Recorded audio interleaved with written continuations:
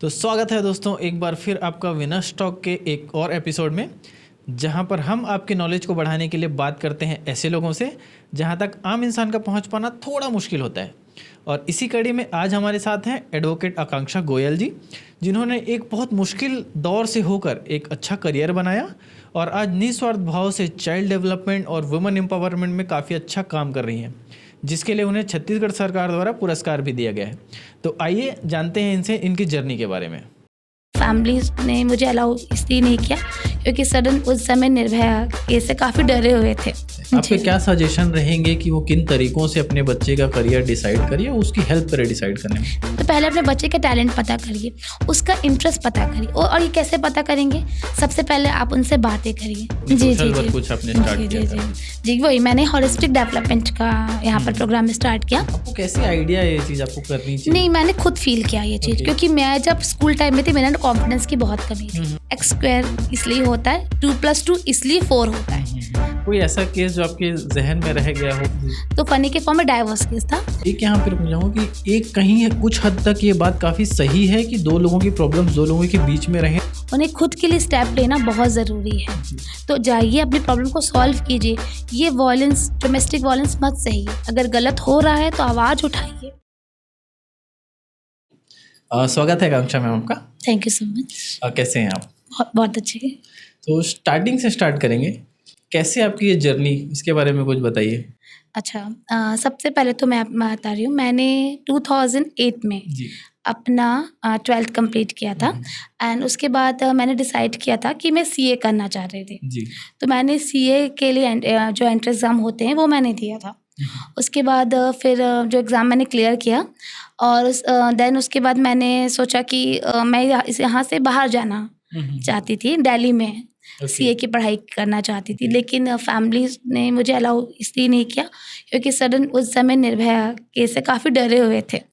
तो उसके बाद लोगों ने कहा कि नहीं, मेरे घर वालों ने डिसाइड किया कि मुझे अब यहीं पढ़ना है। तो और मेरे पास सोशली कितना हाँ बहुत ज़्यादा, और उसके कारण ऐसा हुआ कि मुझे यहीं पढ़ना पड़ा। मैंने डिसाइड, उससे मैंने बहुत कोशिश की क्योंकि रायपुर उतना डेवलप नहीं था, तो सीए के लिए भी उतनी बेस्ट कोचिंग ही नहीं थी। सिर्फ एक ही कोचिंग थी, एक्सेल, और हमारे पास दूसरी कोई ऑप्शन ही नहीं थी।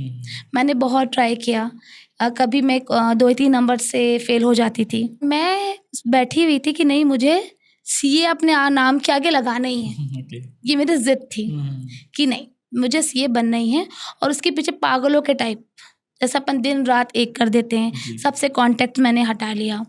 फिर मैंने बहुत कोशिश करी और देन मेरा ग्रेजुएशन साइड बाय साइड चल ही रहा था। फिर मेरा पोस्ट ग्रेजुएशन भी हो गया, लेकिन मेरा सीए क्लियर नहीं हुआ। मैं इतनी डिप्रेस हो गई थी उस टाइम में, मैंने कहा कि मुझे सुसाइडल थॉट्स आने लग गए थे। इनफैक्ट मैं चले भी गई थी। मैंने स्कूटी उठाई कि जो भी होगा अब मुझे नहीं जीना। मुझे नहीं लगता कि इतना समय मैंने सीए को दिया, अब मेरे साथ कुछ नहीं हो सकता, अब मेरी लाइफ खत्म। किसी चीज़ ने आपको ट्रिगर किया था इस चीज़ के लिए जो आपने ये डिसीजन लिया कि नहीं मुझे नहीं करना है सुसाइड? या नहीं, मुझे नहीं, मैंने खुद से ही, क्योंकि मैं पहले मेरी हैबिट है, मैं खुद से बातें करती हूँ, जिससे मैं बोलती हूँ सेल्फ लव, कि पहले अपने आप को अगर आपको जानना है ना, तो सबसे पहले अपने आप से आपको बातें करनी होगी। ये बहुत इंपॉर्टेंट, ये बहुत इंपॉर्टेंट, क्योंकि ज़रूरी नहीं हर वक्त कोई मसीहा बन के आपके लाइफ में आए, ये ज़रूरी नहीं है। तो आपको अपने लिए खुद ही एक समय निकालना पड़ता है। जो कुछ भी चीज़ लाइफ में, जो भी आप डिसीजन लेते हैं, इसलिए मैं बोलती हूँ कि एक बार जब भी आप कोई निर्णय लेते हैं तो पहले खुद सोच लीजिए कि मुझे करना क्या है। तो मैं उस खड़ बैठी थी, मुझे आज भी याद है कि मरीन ड्राइव उस समय बन रहा था जी।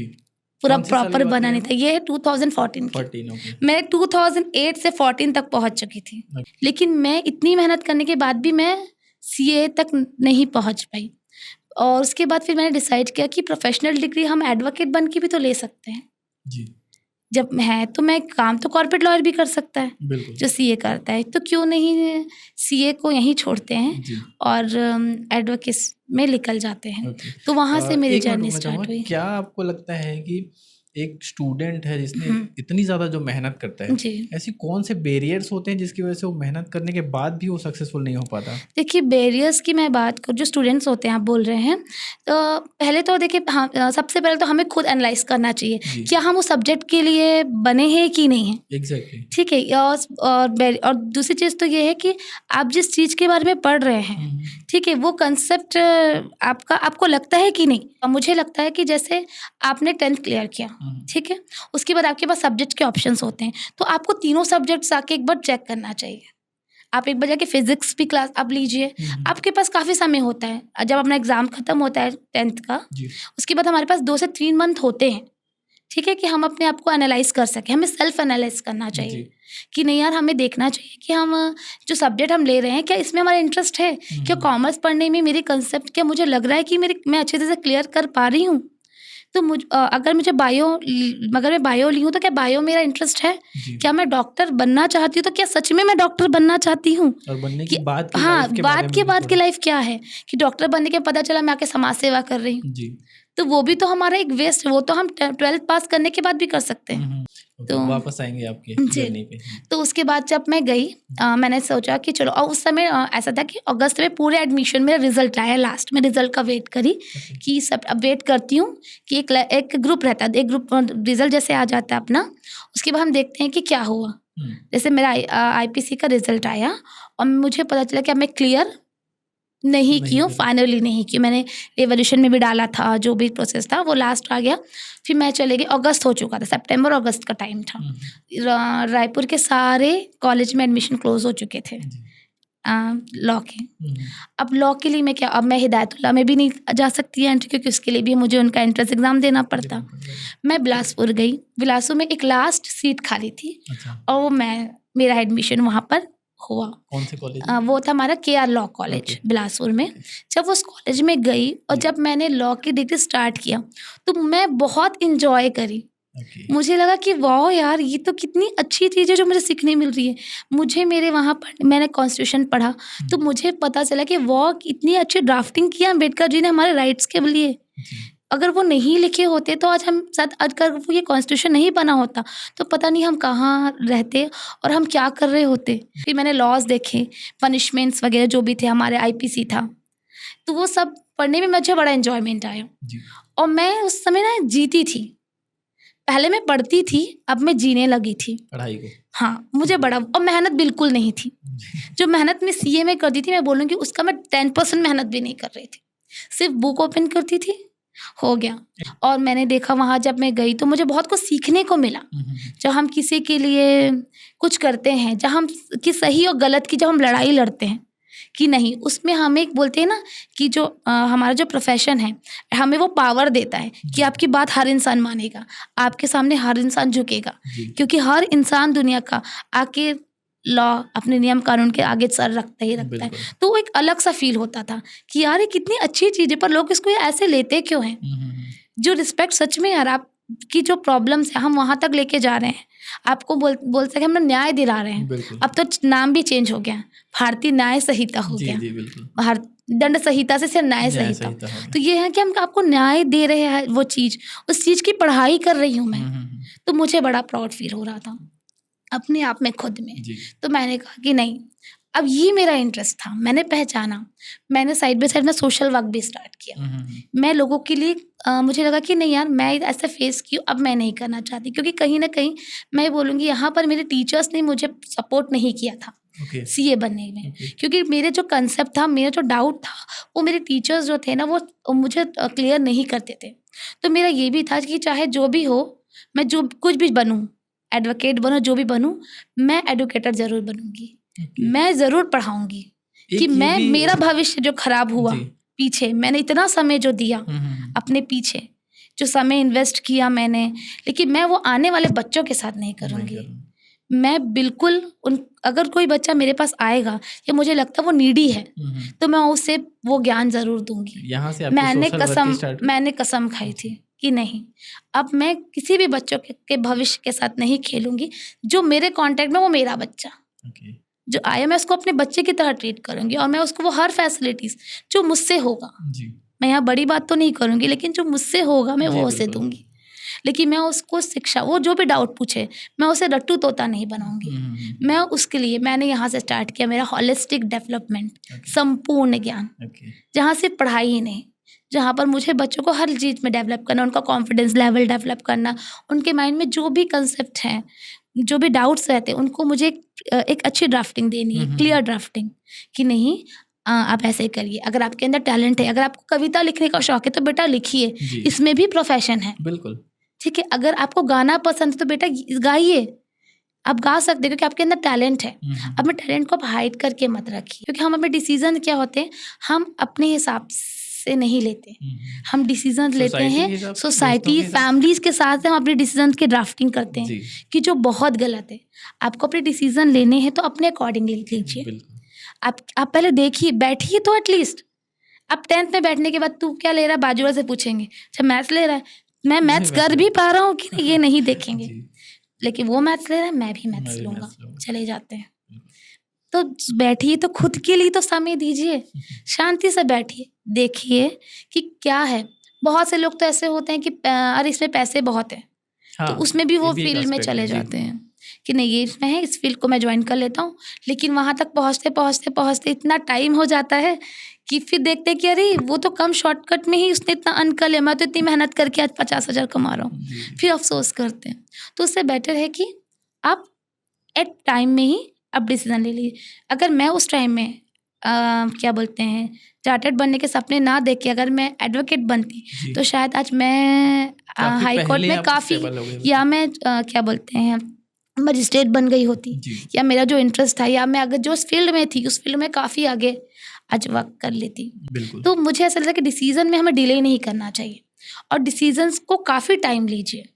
मैं तो बोलती हूँ कि आराम से बैठिए, उसके बाद आप डिसीजन लीजिए, चाहे कोई भी किसी भी स्टेज का डिसीजन क्यों ना हो। इस पे टीचर्स को, पेरेंट्स को भी, बच्चों को, हाँ बिल्कुल हेल्प उस एज में वो उतनी समझ नहीं होती कि वो ये डिसीजन ले पाए या वो कैसे डिसीजन ले पाए। तो इसमें टीचर्स को, पेरेंट्स को इसमें एक रोल प्ले करना चाहिए कि उनको वो एक प्रॉपर एक तरीके से तैयार करें मेंटली उन्हें, कि उनको पता चले उनका पैशन क्या है।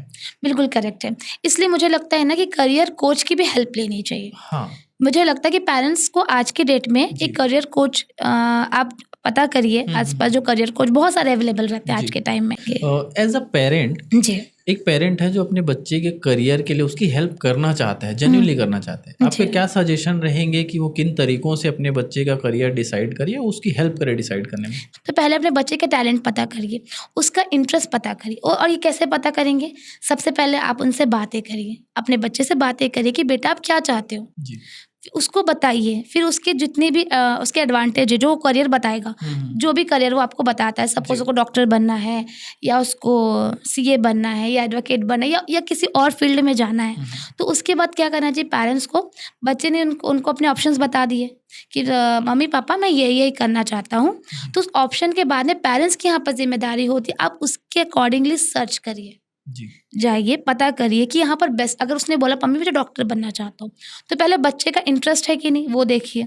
उसके बाद आप जाके पता करिए कि डॉक्टर की पढ़ाई ये करना चाहता है तो कौन से टीचर्स है, कौन सी जो फैकल्टीज़ है, या कौन सी कोचिंग इंस्टीट्यूट है जो अच्छी है, ठीक है, क्या क्या प्रॉब्लम इसको लाइफ में आ सकती है। तो मुझे लगता है कि पेरेंट्स को सबसे पहले खुद बैठ के उसमें रिसर्च करने चाहिए, और बच्चे को इंटरेस्ट के हिसाब से और बच्चे की प्रॉपर हेल्प करनी चाहिए। बच्चे को यहाँ पर डिमोटिवेट नहीं करना है कि आप ये मत करिए, या आप तू नहीं कर सकता, या तू नहीं कर सकती। बिल्कुल कर सकता है। पहले आप उसको देखिए क्या क्या वो कर सकता है, कैसे कर सकता है, और जाके फिर बच्चे को वहाँ लेके जाइए। बच्चों को उसके पॉजिटिव नेगेटिव उसके सब समझाइए कि देखो बेटा ये है, उसके पॉजिटिव भी नेगेटिव दोनों एस्पेक्ट्स आपको दिखाने पड़ेंगे बच्चों को। वापस आएंगे आपकी जर्नी पे, जो आप बच्चों की हेल्प करने के बारे में कुछ बता रहे थे, जो आपने सोशल वर्क कुछ आपने स्टार्ट किया था। जी वही मैंने होलिस्टिक डेवलपमेंट का यहाँ पर प्रोग्राम स्टार्ट किया, कि जहाँ पर बच्चों के कॉन्फिडेंस हम बूस्ट करते हैं।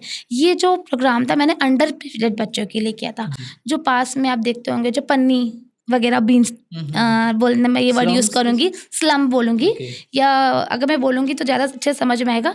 जो रास्ते में रहते हैं, आप देखेंगे कचड़ा उठा के कचरे के पैकेट में डालते रहते हैं, और वो सारे काम वो बच्चे करते थे। मैं उनके पास गई, मैं उनसे बातें करी। उनका पहले रहने तो का कुछ होता है? नहीं, उनका रहने का वो अपने घर में ही रहते थे। ओके। मेरा रहने का तो उनके पेरेंट्स थे, लेकिन उनको पेरेंट्स उनके प्रॉपर एजुकेशन नहीं दे रहे थे। वो स्कूल जाते थे। नहीं मतलब उनके पास घर होता है ये नहीं, कुछ वो भी? घर होता है उनके ओके। पास। वो घर भी ऐसा होता है कि मैं ये नहीं बोलूँगी हाँ कि वो बहुत डेवलप्ड जी जी रहता जी है। वो कंडीशन स्लम मैं समझ एरिया पा ही रहा हूँ रहता है। जी। आप समझ सकते होंगे वो कैसा एरिया रहता है। बच्चे स्कूल भी नहीं जाते। उनको पता होता है कि खाना मिलेगा। वो खाने के टाइम में जाते हैं। ओके। ठीक है, वो बच्चे रास्ते में उनको लगता है कि कुछ चीज़ मिल जाए तो मैं इसे बेचूँ कैसे? या तो ये 2 ही चीज़ में जाएँगे, पैसे के पीछे भागेंगे तो या तो क्रिमिनल बनेंगे जी। या तो क्या बनेंगे। तो आप समझ सकते हैं, इसलिए मैं उन बच्चों को पकड़ के पहले मैं उनसे बातें करती हूँ। डायरेक्ट आप बोलोगे ना उन्हें कि बच्चा आप पढ़ते हो कि नहीं? तो वो हाँ, मैं पढ़ता हूँ। जी। वो ऐसे सारे वर्ड्स आपको सामने यूज़ करेंगे।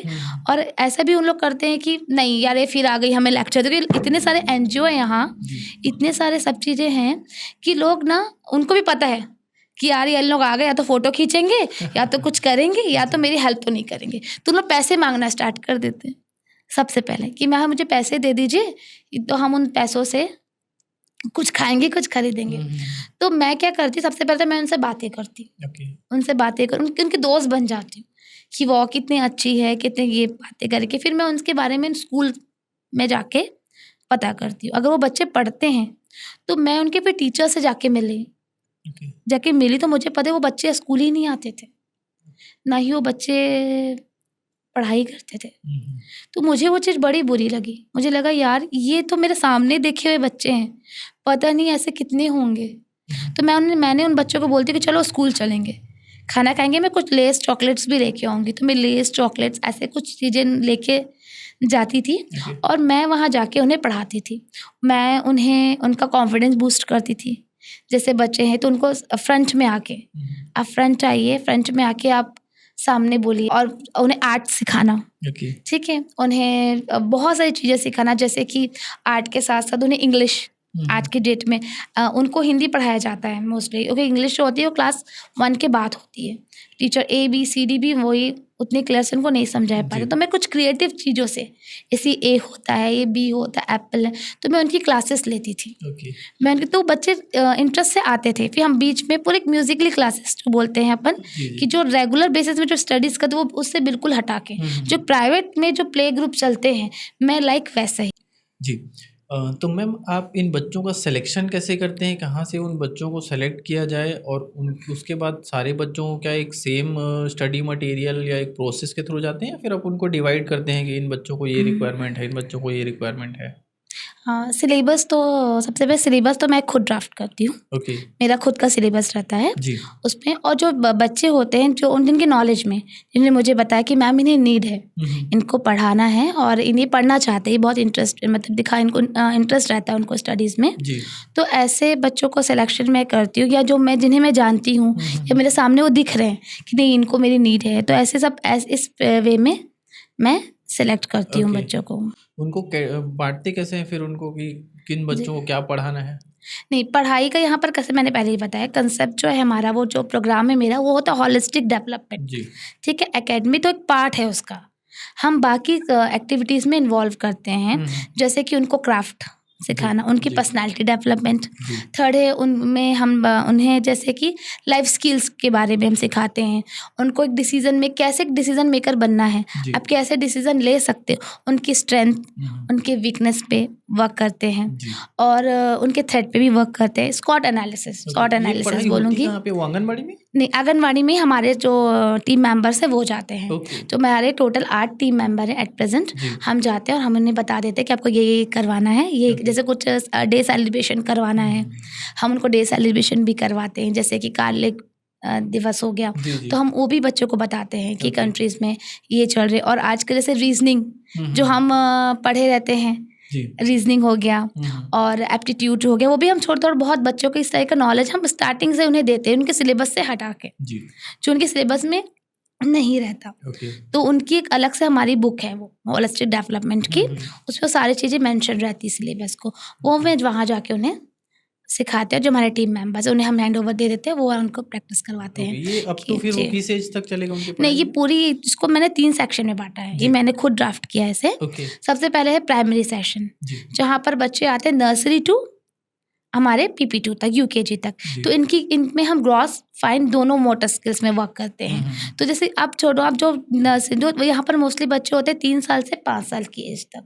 तो यहाँ बच्चों को आप ABCD डायरेक्ट पढ़ाने लग जाओगे तो वो नहीं पढ़ेंगे, वो उनको बोरिंग लगता है। जी। उनको लगता है क्या पढ़ा रहे, उनको रटाना नहीं है। तो हम अगर वो एप्पल देखेगा कि हाँ एप्पल सच में ऐसा होता है, जी। अच्छा ये एप्पल है, okay. Okay A for Apple, तो ये A फॉर एप्पल है। तो ये उनकी स्टडी मटेरियल एक अलग रहती है। जी।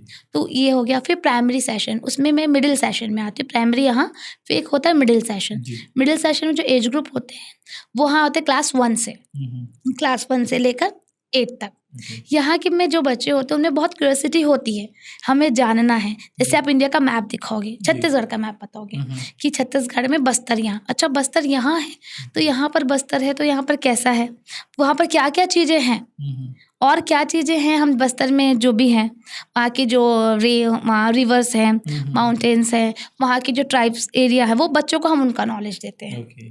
वो सिलेबस हम ऐड करते हैं, रीजनिंग GK भी।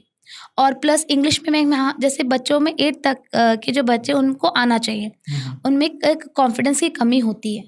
जब वो दूसरे बच्चों से जाके मिलते तो उन्हें लगता है कि नहीं, उनके पास भी नॉलेज प्रॉपर होता है। जी। और स्पेशली अंडर प्रिविलेज, उनको ऐसा लगता है कि नहीं वो मुझसे ज़्यादा सामने वाला स्मार्ट है। पर स्कूल मैटर नहीं करता जी। कि हाँ हमें मेहनत करनी पड़ती है, हमें बच्चा एक जैसा है, इक्वल होता है। तो हम उनके उनका जो थ्रेड होता है उन्हें हम यहाँ पर कम करने की कोशिश करते हैं। जी। और उन्हें हम यहाँ पर सारी चीज़ें सिखाएंगे, उनकी पर्सनालिटी डेवलप करते हैं। यहाँ पर पर्सनालिटी डेवलपमेंट एक ऐड हो जाता है। ओके। वो होलिस्टिक डेवलपमेंट जी, में जी। जो हम एक सिलेबस होता है उसमें मैं इसको ऐड कर देती हूँ। एंड फिर उसके बाद आ जाते हैं हमारा हायर, जो वहाँ पर क्लास 9 से लेकर 12 तक। यहाँ इनको कहाँ पे क्लासेस देते हैं फिर आप? नहीं, उनका स्कूल्स हम अपनी सर्विसेज देते हैं। ओके। हम सर्विस जैसे अंडर प्रिविलेज है, जी। हम जो भी गवर्नमेंट सेक्टर्स के जितने भी स्कूल्स हैं हम वहाँ पर जाते हैं, जो हमें अलाउ करते हैं हमारे इस प्रोग्राम को। हम जाएंगे, हम अपने अपॉर्चुनिटीज हम वहाँ पर लेके जाते हैं अपना सर्विस की भी, मैम ये चीज़ें आप चाहते हैं तो हम अपना ये सेशन आपको देंगे। मोस्टली हम सेशन फ्राइडे और सैटरडे को देते हैं। तो वहाँ अगर वो अलाउ करते हैं तो हम वहाँ पर इस सेशन को देंगे। और बहुत सारी NGO होती हैं जो ऑलरेडी इन बच्चों के लिए वर्क करती है, हम उन NGO के पास जाते हैं उन बच्चों को लेकर। और बाकी जो बच्चे स्लम एरिया के बच्चे होते हैं वहाँ पर हम कैसे करेंगे, उनका एक सेक्टर होता है, एक हॉल होता है, एक जगह होता है, एक प्लेस होता है, हम वहाँ बैठ के उन्हें वो चीज़ सिखाते हैं। उनमें भी एज ग्रुप पे हम बांट देते हैं जी। एक से जो उनकी एज है 3 साल से, एक इसमें एज होती है 5 साल की, फिर 6 साल से 12 साल की एज, फिर 12 साल से 13 से 18 की एज होती है। तो ऐसे प्रोजेक्ट्स में हम अपने प्रोजेक्ट चलाए हैं, जो बिलासपुर में भी हमने अपना प्रोजेक्ट चलाया, यहाँ हमने आरग में भी चलाया, जोरा में भी चलाया। आपको कैसे आइडिया है ये चीज़ आपको करनी चाहिए? नहीं, मैंने खुद फील किया ये चीज़, क्योंकि मैं जब स्कूल टाइम में थी मेरे ना कॉन्फिडेंस की बहुत कमी थी। मैं अपने जब मुझे जब अपने आप को बताना पड़ता था, इंट्रोडक्शन देना पड़ता था, तो मैं अच्छे से दे भी नहीं पाती थी। जी। तो मुझे बहुत फील, और इसमें मेरी टीचर हेल्प नहीं करती थी। हम बुक खोलते थे और जो सिलेबस था उसी पे हमारी टीचर भागा करती थी कि नहीं इसी को पढ़ना है, यही सिलेबस से बाहर वो चीज़ें कभी वो पढ़ाना ही नहीं चाहते थे हमें। इनफैक्ट मैं भागती थी मैथ से, क्योंकि उन्होंने कभी सॉल्व ही नहीं किया। उन्होंने मुझे बताया ही नहीं कि बेटा देखिए x² इसलिए होता है, 2+2 इसलिए 4 होता है। तो क्यों होता है, एटलीस्ट हम जानना चाहते हैं, अब हमें तो बताइए। बट टीचर्स ने हमारी कभी स्टेज में हेल्प नहीं करी। और फिर हम इंग्लिश में भी, कंप्यूटर का भी पीरियड होता था लेकिन कंप्यूटर टच करने नहीं दिया जाता था। और इंग्लिश का पीरियड होता था तो इंग्लिश में सिर्फ ग्रामर को कभी पढ़ाया ही नहीं जाता था। तो मैंने बहुत सारी चीज़ें फेस की हैं। तो जब से मेरे था इंटरेस्ट कि मैं चाहे जो भी पोस्ट में पहुँचूँ, लेकिन मैं अपना ये जो एजुकेशन का सिस्टम, इसे मैं स्टॉप नहीं करूँगी, मैं इसे कंटिन्यू में रखूँगी। और इसलिए मैं आज भी ये प्रोग्राम चलाती हूँ। बहुत अच्छी बात है। एक हमने एपिसोड किया था इसी टॉपिक पे, हमने बात की थी नवनीत झा जी के साथ। उन्होंने इस टॉपिक पे भी काफ़ी वो किया था कि बच्चों को रटाया जा रहा है ना, कि कॉन्सेप्ट क्लियर उनका नहीं हो पा रहा है। तो वो बहुत अच्छा एक आप काम कर रहे हैं। ओके, तो इसके बाद आएंगे अपन कि इसके बाद फिर आपने क्या किया कि पढ़ाई आपकी हो गई, आपका सोशल वर्क एक स्टार्ट हुआ, फिर इसके आगे? जी, सोशल वर्क के बाद मैं आज भी वुमेन एम्पावरमेंट के लिए वर्क करती हूँ।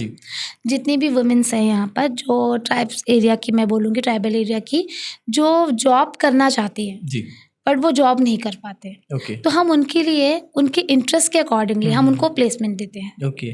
कि आप जॉब उनकी कुछ करें। ग्रूमिंग भी करते हैं? हाँ, ग्रूमिंग भी करते हैं जी। वो, जैसे उनके इंटरेस्ट के हिसाब से। अगर उन्हें लगता है कि जैसे कि बहुत लोग होते हैं जिन्हें कि जो जॉब की नीड होती फाइनेंशियली, इनको हम फाइनेंशियली इंडिपेंडेंट बनाते हैं। इनका सिलेक्शन कैसे करते हैं आपके पास? क्या आपके पास नहीं, चल के आते हैं या मतलब किसी मोस्टली contact क्या के होता है, through? कॉन्टेक्ट, हाँ, जैसे हमें बताया जाता है जी। कि मैम जैसे वहाँ पर हैं, वो बहुत पीड़ित है, जी जी। उनके हस्बैंड ने उनके साथ डोमेस्टिक वायलेंस हुआ ओके मोस्टली, तो हम वहाँ पर पहुँचते हैं। मैं और मेरे साथ मेरे और टीम मेंबर्स हैं, हम जी। वहाँ पर जाते हैं, उनकी पहले हम बातें सुनते हैं, उनकी फिर उनका हम प्रॉब्लम का सॉल्यूशन निकालते हैं। वहाँ से मतलब फिर प्लेसमेंट कंपनीज की भी आपके हाँ, प्लेसमेंट हमारे connect में पास होंगे? कॉन्टैक्ट्स में रहते हैं, ओके जो कंपनीज के प्लेस, उसकी कोई चार्जेस उन्हें देने की ज़रूरत नहीं जी। होती, तो वो हम प्लेसमेंट कंपनी से हम उनकी हेल्प करते हैं, जो हमारे कॉन्टैक्ट्स में है, जो कंपनी ने हमसे बात कॉन्टैक्ट करके रखे हुए, उनको हम ये काम करवाते हैं। जी। वुमेन्स के ऊपर आपने बात की, क्या लगता है आपको कि अभी इंडिया में वुमेन्स की क्या कंडीशन है, कितनी सुधरी है और क्या आगे आप देखते हैं इसमें? देखिए, वुमेन्स की जो कंडीशन है वो तो पहले से तो काफ़ी सुधरी है, जी। मैं ये नहीं बोलूँगी कि नहीं सुधरी, लेकिन आज भी जो आउटर एरियाज़ हैं वहाँ भी आज भी सेम कंडीशंस है, कोई सुधार मुझे नज़र नहीं आता है। लोगों की मेंटालिटी बहुत आज भी चेंज नहीं हुई है जी। वुमेन्स को लेके। आज भी कहीं ना कहीं वुमेन्स आज भी किसी की कंट्रोलिंग अथॉरिटी, उन्हें लगता है कि नहीं हमारे उन इनफैक्ट डिसीजन भी जो है वुमेन्स आज खुद आज भी बहुत आउटर एरियाज में वो अपने हिसाब से ले भी नहीं पा रही हैं। जी। उसमें भी जो मेल अथॉरिटीज़ होती हैं उनके हिसाब से ही वो अपने डिसीजंस लेती हैं, तो ये भी बहुत आज भी वो वुमेन्स फेस कर रही हैं। क्या लगता है गवर्नमेंट को ऐसे, क्या गवर्नमेंट की तरफ से या ये जो एनजीओज हैं या जी। ऐसे लोग संस्थाएं भी काफ़ी अच्छा काम कर रही हैं, गवर्नमेंट की जी। तरफ से क्या आप चाहते हैं, क्या चेंजेस हों जिससे उनकी कंडीशंस में सुधार हो? देखिए, गवर्नमेंट की तरफ से तो मैं ये बोलूँगी कि जो चेंजेस हैं, सबसे पहले तो वुमेन्स में तो उन्होंने काफ़ी उनको राइट्स तो दिए के रखे हुए हैं जी। उनके, लेकिन आज भी बहुत सारे आउटर एरिया में उन्हें उनके राइट्स के बारे में पता ही नहीं पता है। नहीं है जी। ठीक है, तो ऐसी संस्था वो ऐसे सेंटर्स बनाएं, जैसे सखी सेंटर्स आज भी काम करती है गवर्नमेंट, ये बहुत अच्छी संस्था है, महिला बाल विकास भी बहुत अच्छा काम कर रही है। वैसे और संस्था बनाना मैं चाहती हूँ, गवर्नमेंट ऐसी और संस्था बनाए, इनसे क्या होगा, वुमेन्स को उनको एम्प्लॉयमेंट भी मिलेंगी और जाके जो ऐसी प्रॉब्लम फेस कर रहे हैं वहाँ तक अपनी इस टीम को पहुँचाए। जी जी। वापस आएंगे, आपने एडवोकेसी की बात की थी। जी जी।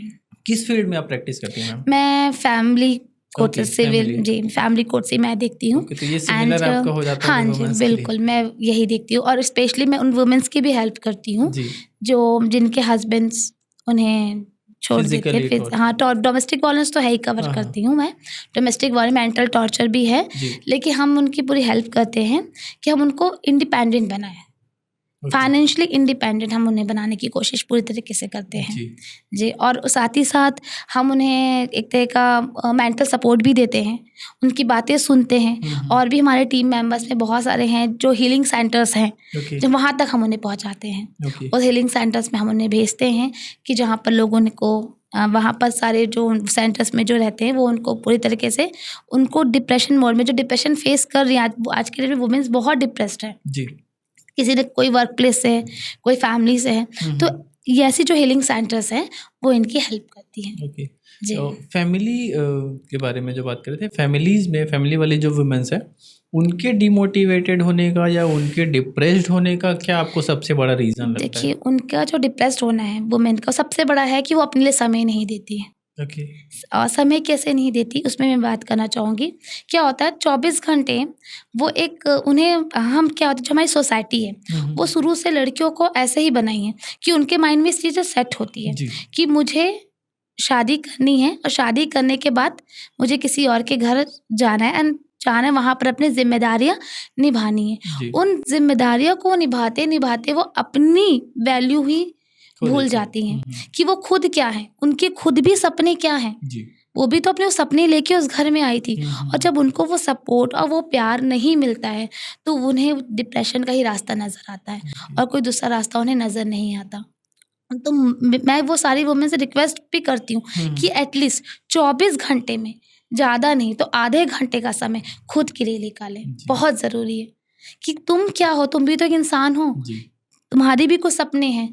ठीक है, तुम अपनी जिम्मेदारी में फंसी हो, मानती हूँ मैं, सबकी अपनी चॉइस होती है। बिल्कुल। किसी को वर्क करना पसंद है, किसी को सोचते है कि नहीं मुझे हाउसवाइफ बनना पसंद है। तो जो भी तुम्हारा रोल है वर्क का, वो आप उसे कंटिन्यू ही रखिए, लेकिन अपने लिए समय निकालिए कि आप क्या चाहते थे। बहुत अच्छा पॉइंट बोल रहे हैं कि इससे उनके डिप्रेशन में काफ़ी कमी आएगी। बिल्कुल, और ये इसलिए डिप्रेशन भी होता है क्योंकि हम अपने समय नहीं देते। क्या प्रॉब्लम्स आती हैं आपको इन महिलाओं तक कनेक्ट करने में, या उनको आप तक कनेक्ट करने में अभी तक आपको क्या डिफिकल्टीज देखिए, ऐसे फेस प्रॉब्लम तो ये आती है, बहुत सारी महिला तो बताती ही नहीं है जी। अपनी प्रॉब्लम्स को। हम्म। सबसे पहले तो ये प्रॉब्लम आती जी। है। दूसरी, जो हमें पता चलती है, हम उनके पास जाते हैं तो उससे पहले जो बैरियर उनके आसपास के लोग होते हैं वो हमें उन तक पहुंचने ही नहीं देते। उनका ये रहता है कि नहीं, ये घर की बात है, तुम क्यों भी चीज़ें बिगाड़ रहे हो, तुम इस चीज़ें और ख़राब कर दोगे, घर की चीज़ें घर में ही हो जाना चाहिए। तो वो ऑलरेडी बहुत, उनको ऐसा लगता है कि नहीं, हमें कोर्ट का सहारा और हमें इनका भी सहारा नहीं चाहिए। कोर्ट तो बहुत दूर की चीज़, मेन तो वो डर जाते हैं। उनका डर जो वो सबसे बड़ा कारण है जी। जो हमें वहाँ पर रुकता है जी। पहुँचने में। एक यहाँ पे रुकना चाहूँगा कि एक कहीं कुछ हद तक ये बात काफ़ी सही है कि दो लोगों की प्रॉब्लम्स दो लोगों के बीच में रहें तो ज़्यादा इजीली सॉर्ट आउट होता है, लेकिन एक लेवल तक, वो क्या लेवल, एक कैसे पहचाने कि नहीं अब हमारी प्रॉब्लम्स जो है ये हमको थर्ड पर्सन या किसी संस्था को या हाँ जी। अपने परिवार जी, वालों को जी। शेयर करनी चाहिए, ये जी। कैसे जाने कोई लेडी? देखिए, सबसे पहले तो आपको पता चल गया कि वो आपका उनका कम्युनिकेशन ही नहीं हो रहा, ना वो आपकी बातें समझ रहे हैं जी। और ना आप उनकी बातें समझ रहे हो। तो आपको तीसरे का सहारा लेना ही पड़ेगा। जब सामने वाला आपकी बातें ही नहीं समझ रहा है, आपको को समझना ही नहीं चाहता, नहीं, आप उनसे समझना ही नहीं चाहते, तो डेफिनेटली आपको फिर ऐसे सेंटर्स के पास जाना चाहिए। हाँ, अगर आपके साथ कुछ डोमेस्टिक वायलेंस हो रहा है जो आपके साथ गलत है, जैसे कि आपको ज़बरदस्ती किसी ने हाथ लगाए, मारना, आपकी रिस्पेक्ट नहीं कर रहा है, ये सारी चीज़ें गलत है। तो उस समय आप ये नहीं सोच सकते कि मैं बैठ के सॉल्व करूँ, ये गलत होगा। क्योंकि आप उस समय डायरेक्ट आप कंप्लेन भी मत कीजिए, लेकिन आप ऐसे सेंटर्स की हेल्प लीजिए कि देखिए मेरे साथ यहाँ पर गलत हुआ है। एटलीस्ट गलत के लिए आपको आवाज़ उठाना बहुत ज़रूरी है। जी बिल्कुल। गलत मीन्स गलत होता है। एक विमन को आपके पास पहुंचने तक तो प्रॉब्लम होती है, जैसे तैसे वो पहुंच गई, उसके बाद अगर वो डिसीजन लेना चाह रही है, कुछ हार्ड स्टेप लेना चाह रही है, तो उसको क्या प्रॉब्लम आती है? फैमिली की तरफ से, या लीगल एस्पेक्ट से देखें, या फिनेंशियल एस्पेक्ट से देखें? मैं अपने पास्ट एक्सपीरियंस से जी। बताना चाहूँगी। देखिए, सबसे पहले तो फैमिलीज़ की हम्म। प्रॉब्लम्स आती हैं कि वो डिसीज़न ले नहीं पाती है, क्योंकि फैमिली का इन्वॉल्वमेंट इतना ज़्यादा होता है कि वो कुछ भी डिसीजन लेने से पहले सोचना पड़ता है उसे। तो ये तो प्रॉब्लम होती है उसे। जी। दूसरी चीज़ होती है फाइनेंशियल। बिल्कुल, अगर वो डिपेंडेंट होती है, अब तक वो अपने हस्बैंड के ऊपर डिपेंडेंट थी, तो उसके बाद तो फाइनेंशियल इशू तो उसको डेफिनेटली आने वाली है जी। और आती ही है। तो ये टेंशन और ये प्रॉब्लम तो रहती है। और तीसरी है सोसाइटीज़ का भी डर। लोगों को मैंने देखा कि बहुत रहता है कि मैम अगर हम ये स्टेप रहेंगे, क्योंकि वो अपने आप को इतना कमज़ोर महसूस करती हैं जब वो मेरे पास आती है और अपनी बातें मुझसे शेयर करती हैं।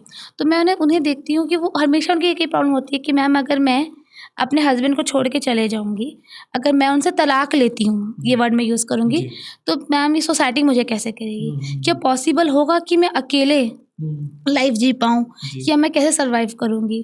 तो ये सारी प्रॉब्लम्स वो फेस करती हैं। और हम इस समय क्या करते हैं, हम उन्हें हेल्प करते हैं कि उनके डिसीज़न लेने के लिए, अगर वो जितने उनकी क्वालिफिकेशन, अगर वो जॉब में इंटरेस्टेड है तो हम उन्हें जॉब प्लेस करवाते हैं। अगर वो कुछ और चीज़ में इंटरेस्टेड है तो उनके इंटरेस्ट के हिसाब से हम उनको कोशिश करते हैं कि जितना हमसे हो सके हम उनकी इस सेक्टर में हेल्प करें। और डेफिनेटली हम उन्हें समझाने की पूरी कोशिश करते हैं कि वो एनवायरनमेंट में उनकी पूरी हेल्प करते हैं कि वो डिसीज़न ले। जी। उन्हें डिसीज़न मेकर हम बनाने की पूरी कोशिश करते हैं कि जो भी वो डिसीज़न ले उसमें हम उनका साथ देते हैं, और उसके आगे के प्रोसीजर हम उनके डिसीज़न के अकॉर्डिंगली करते हैं। अगर वो वहाँ पर रहना चाहते हैं तो उनको फिर हम उस सिक्योरिटी के साथ वहाँ भेजते हैं। अगर वो छोड़ के आगे बढ़ना चाहते हैं तो उसमें फिर हम उनकी हेल्प करते हैं कि किस तरीके से वो लीगल तरीके से कैसे बाय स्टेप वो आगे बढ़ना चाहे। तो हर उसके डिसीज़न पे हमारी हेल्प रहती है, चाहे वो डिसीज़न जो भी हो। जी। आपकी काउंसलिंग के बाद जी। आप क्या कहेंगे, कितनी % वीमेंस हैं जो वापस अपनी लाइफ में अच्छे से रह पाती हैं? वैसे तो बहुत सारी विमेंस हैं, मैंने 5 में बताऊंगी जिन्होंने हमारे काउंसलिंग के बाद वो वापस हैप्पीली अपनी लाइफ जी रही हैं। बिल्कुल, अब वो डिसीज़न एक अच्छे डिसीजन मेकर भी बन चुकी हैं। उन्हें पूरी हैबिट है कि वो कैसे अपने वर्क प्लेसेस को भी कैसे मैनेज करना है, अपने घर को भी कैसे मैनेज करना है। अब वो डिप्रेशंस के मोड से हमने बहुत हेल्प किया है जी। कि जो सोसाइटी के थॉट्स आते थे, अब वो उनको सोसाइटी के थॉट उनके माइंड में नहीं आते, वो अपनी हैप्पी लाइफ को अपने अकॉर्डिंगली जीती हैं, जी। सेल्फ लव के साथ। ओके। जी कुछ आपकी एडवोकेसी के बारे में पूछना चाहूँगा कि आपने वहाँ पे काफ़ी सारे केसेस देखे होंगे। जी कोई ऐसा केस जो आपके जहन में रह गया हो, या वो फनी हो या वो आपके कुछ सीरियस नोट पे, या जिस पे भी जो आपको जी। स्पेशल केस कुछ? स्पेशल केस तो है, एक फ़नी केस मैं बोलूँगी जी। तो फ़नी के फॉर्म में डाइवोर्स केस था। 60 साल के कपल का डाइवोर्स, ओके। 60 था मेल की एज जी। एंड 55 की फीमेल की एज थी। उस टाइम में वो डाइवोर्स लेने के लिए कोर्ट में पहुँचे थे। जी। वो मुझे बड़ा अजीब लगा कि इतने साल के बाद इन्हें ये डाइवोर्स लेने क्यों आ रहे हैं। जी। तो वो मेरा जर्नी का स्टार्टिंग ही स्टेज था जब मैं प्रैक्टिस कर रही थी। तो मैं अपने सीनियर से पूछती हूँ कि मैम इस एज में डाइवोर्स की ज़रूरत क्या है। फाइल किया था पिटीशन, मेल ने किया था, उन्होंने अपने फीमेल से डाइवोर्स लेना था एंड फीमेल भी एग्री थी। ये म्यूचुअल डाइवोर्स था। ओके। तो इसलिए मुझे बड़ा अजीब लगा कि इस एज में आके इन दोनों को डाइवोर्स क्यों लेना है। जी। मजिस्ट्रेट भी सामने बैठे थे, वो भी हंस रहे थे। वो बोलते हैं कि यार इस एज में अब तो दांत टूटने की एज आ गई है और इस एज में आप छोड़ रहे हो। तो वुमेन जो उनकी वाइफ थी, उनकी जो एक बात थी वो मेरे दिल में बहुत मेरे दिल को लगी थी। वो बात ये थी, उन्होंने मुझे कहा कि सर मैं जिंदगी जी गई इनकी पत्नी बन के, पर मैं मरना इनकी पत्नी बन के नहीं चाहती सर। मुझे मैं फ्री होके मरना चाहूँगी, इसलिए मैं इनसे डिवोर्स लेना चाहती हूँ। और क्या अब ये मुझे उन्हीं इसी सबको चॉइस की वजह से वो हस्बैंड थे जो दे रहे थे कि वो अपना हक नहीं, मांगने लगे थे? अब हस्बैंड की चॉइस थी कि हस्बैंड क्यों उन्हें डाइवोर्स दे रहे थे, क्योंकि ये बहुत, जब देखो ये अपने लिए टाइम निकालना Exactly, वही चाहती मैं है, बोल रहा हूँ। बिल्कुल। और जब देखो इसकी बस हमेशा शिकायत ही रहती है कि मैं इसे खुश नहीं रखता, इतने साल तो उसकी हर चीज़ें पूरा किया हूँ, जो मांगी है वो मैं इसे ला के दिया हूँ। जी। तो ये हमेशा मुझे परेशान करती है, इसलिए मरना चाहते हो ठीक है, मैं भी चाहता हूँ कि अकेले मैं भी ज़िंदगी जी लूँगा, मैं भी इसकी चिक-चिक नहीं पसंद करता। ओके। तो वो मेरे लिए बहुत फ़नी था। इनफैक्ट इसका आंसर मजिस्ट्रेट के पास भी नहीं था। तो उन्होंने भी एग्री किया और दोनों 60 साल का ये डाइवोर्स, जो मेरा फर्स्ट डे भी था ओके। और ये मेरा फर्स्ट केस था, जो मुझे आज तक याद रहता है कि फिर हुआ उनका डाइवोर्स का बिल्कुल हुआ डाइवोर्स, क्योंकि ओके। सबको अपनी ज़िंदगी जीने का हक है। ना वो उसके साथ खुश थे, ना ये उनके साथ खुश थी, तो डेफिनेटली उनका डाइवोर्स हुआ। वापस आएंगे आपने बात की थी चाइल्ड डेवलपमेंट की, जी, जो जी, बच्चों के लिए आप प्रोग्राम जी, चलाते थे, जी। उसमें आपको क्या डिफ़िकल्टीज़ फेस करनी पड़ती थी उन बच्चों को खोजने में? देखिए डिफ़िकल्टीज़ तो वहाँ भी हमें हुई थी, स्टार्टिंग में तो हुई थी डिफ़िकल्टीज़, ये हुई थी, वो बच्चे एग्री नहीं होते थे। क्योंकि मैंने बताया कि उनको ये था कि मुझे कुछ मिल जाए खाने के लिए, या ये मुझे पैसे दे देंगी, मेरी ये नीड पूरी हो जाएंगी। और उसमें से बहुत सारे बच्चों को हैबिट थी गलत चीज़ों की, जैसे कि गुटखा जो खाते हैं और सिगरेट। बहुत कम एज के बच्चे थे, मतलब 13-14 साल के लड़के थे स्पेशली, उन्हें ये हैबिट थी। तो मुझे बहुत मुश्किल उस टाइम में हुई उन्हें काउंसलिंग करने की कि बेटा ये चीज़ें गलत हैं, ये सही है। उन्होंने रेडी करके उन्हें स्कूल तक भेजने के लिए, बट मैंने ये काम किया और मैंने अपने प्रोग्राम को चलाया भी और बहुत अच्छे तरीके से मैंने अपना ये काम किया, जिसके कारण मुझे अवार्ड भी मिला डिप्टी सीएम ओके।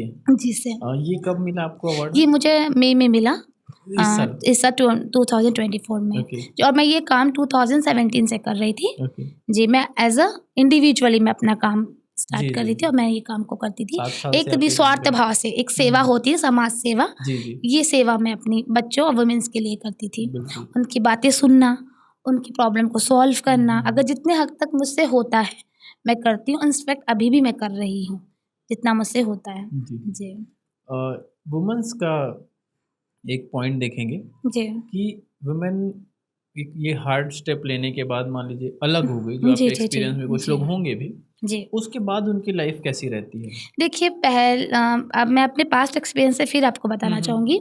जैसे कि जो ने वुमेन्स ने डिसाइड कर लिया कि अब मुझे डाइवोर्स लेना है, जी। ठीक है। प्रॉब्लम डिफ़िकल्टी स्टार्टिंग में होती है, लेकिन उनको नहीं होती, सोसाइटी प्रॉब्लम क्रिएट करती है। उन्हें बार-बार मेंटल टॉर्चर देके कि तुम अकेले नहीं पाल सकती, जी। उन्हें बार-बार ये बता के कि तुम कमज़ोर हो।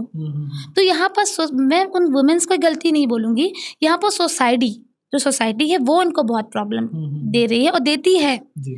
कि उनके बारे में वो बैक बिचिंग करते हैं कि ये अकेले रहती, गलती इसी की होगी, तभी तो इसका इसने अपने हस्बैंड को छोड़ दिया, ये अकेले रहना चाहती थी।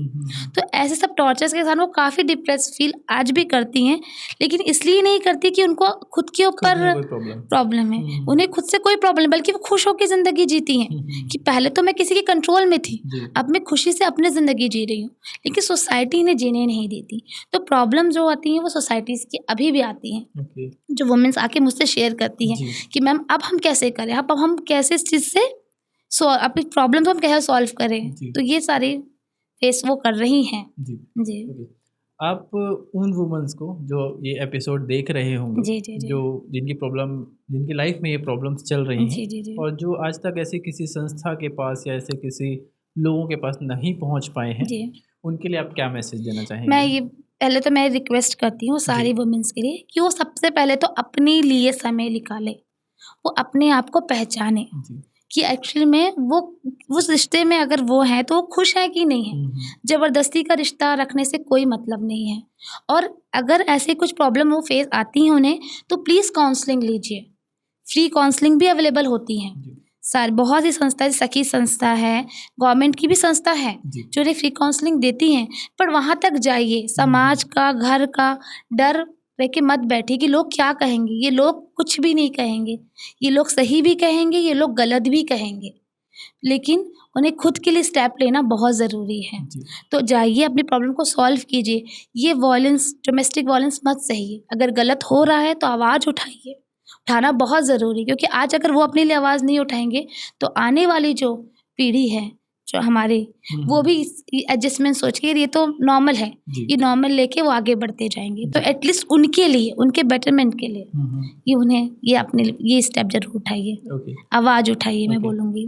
तो ऐसी वुमेन्स को अगर आप तक पहुँचना हो, आपकी संस्था तक पहुँचना हो, तो क्या उनके पास ऑप्शन है?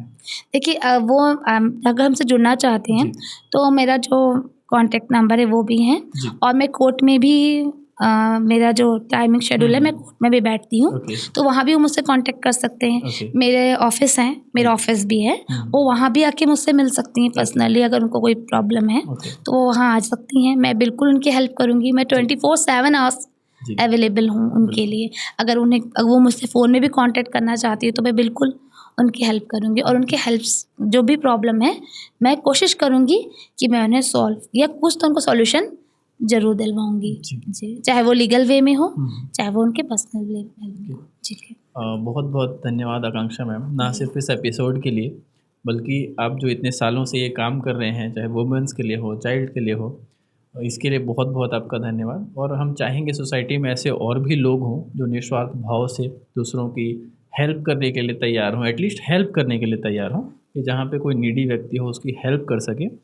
और आपके आगे के फ्यूचर के लिए हमारी तरफ से बहुत बहुत बधाई, बहुत बहुत शुभकामनाएं कि आप आगे ऐसे ही काम करते रहें। Thank you so much. आप लोग ने मुझे बुलाया, मुझे मौका दिया, और उसके लिए भी thank you so much ji.